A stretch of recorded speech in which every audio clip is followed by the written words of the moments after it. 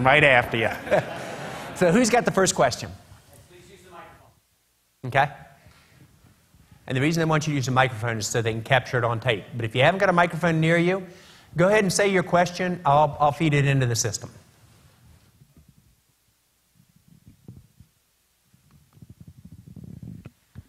So you mentioned kind of being 2 years ahead of competition and where they're going. That's all I need. 2 years lead, and we got them. We get a 4 or 5 year lead, it's really hard to catch us. Sure.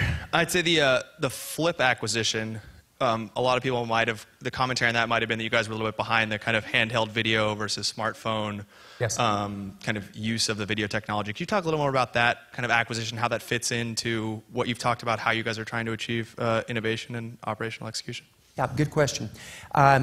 We were an enterprise company who built routers 17 years ago. We acquired 3 switch companies, and we became a router and switch company. By the way, with 75% market share today of a $15 billion market, pretty good. The ability to think about where you go from there to small business and then eventually to consumer.